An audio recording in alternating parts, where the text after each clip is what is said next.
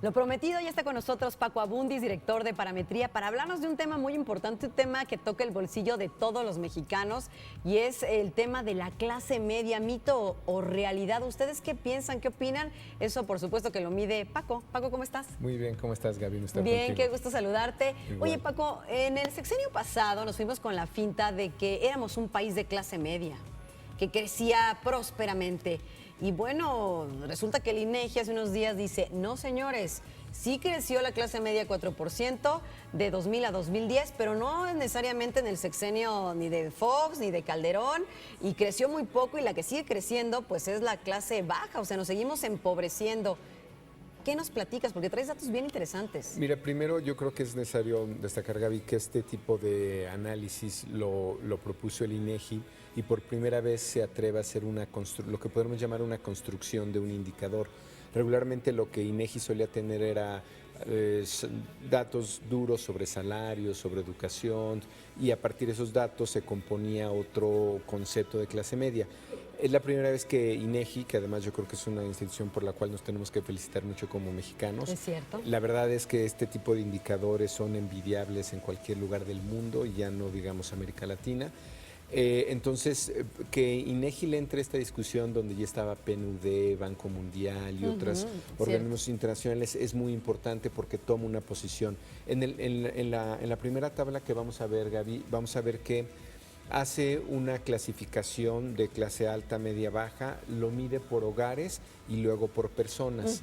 Y como verás, la clase media, como bien señalas, creció, digamos, tanto en hogares como personas. En el caso que vemos, digamos, el 39.16, que está en la casilla intermedia en azul, ese venía en 34 punto algo, como dices, casi 35, entonces ahí sabemos que creció 4 puntos la clase media.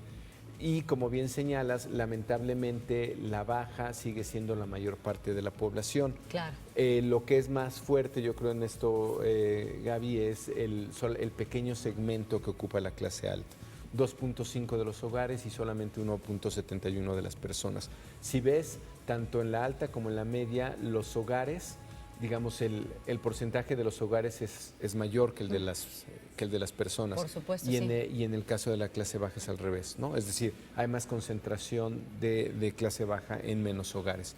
Es un dato que tiene pues siempre este tipo de lecturas de vaso lleno, vaso medio vacío, en términos de que sí, como bien señalas, crecemos como clase media, pero como clase baja seguimos siendo un país pues donde nuestra mayoría no tiene el ingreso suficiente. Así es, y es que la clase media también creció, pero se sigue empobreciendo. O sea, una cosa no está peleada con la otra, ni quita la otra del camino, ¿no? Así es. Y bueno, ustedes también midieron otras cosas también interesantes. Y lo otro es que lo que dice este indicador, como veremos en el siguiente gráfico, es que si bien en el ámbito nacional tenemos esos porcentajes de 42-39 por hogares y por población, no se distribuye por igual en el ámbito rural o en el ámbito urbano.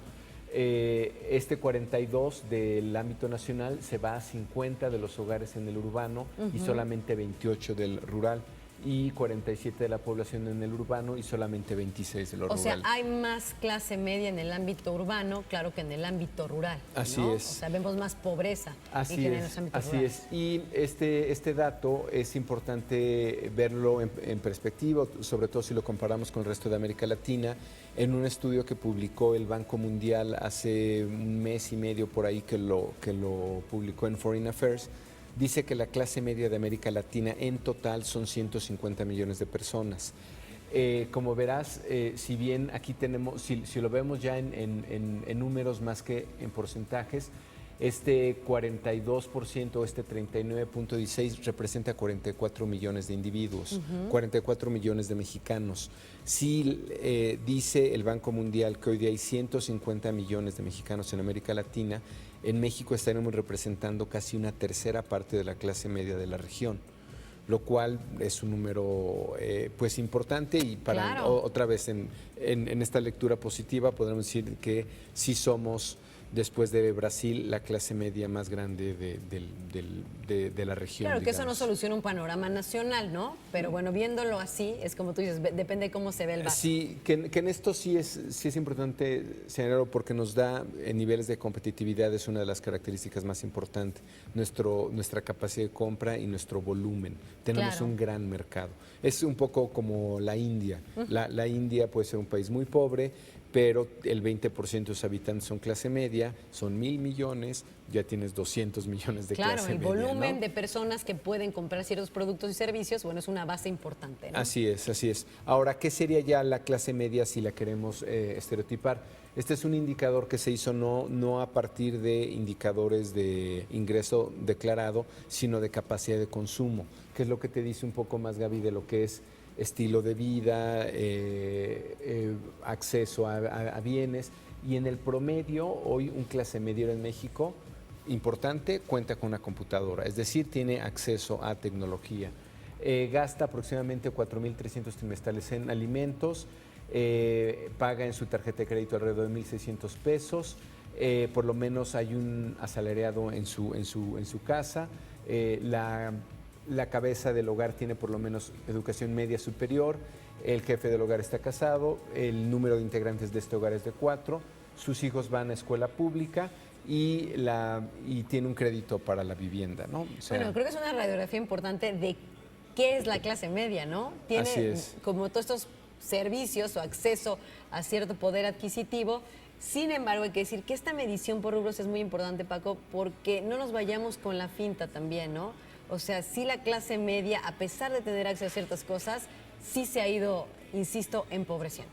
Así es, aunque un argumento sería en la medida que la tecnología te hace las cosas más baratas, Claro. te da más acceso a bienestar, digamos. Y para eso el último número que tenemos, que es el caso de Internet, donde hemos subido, y lo señalamos ya antes, Gaby, en los últimos años, desde 2006 para acá, de 20 millones que tenían acceso, ahora 45 millones tienen acceso. 20 millones en 2006, en 2012 45 millones, como ves, hay un incremento sustancial, prácticamente más del doble en los últimos 7 años. Muy bien, pues yo creo que mientras existe el acceso a la tecnología, habrá productos, servicios e información que también es valor, ¿no? De cierto grueso de mexicanos que acceden pues a todo eso como clase media. Así es, así es. Bueno, como siempre, muchísimas gracias a Paco Abundis. Lo vemos con él en 15 días y nosotros continuamos aquí en Retweet.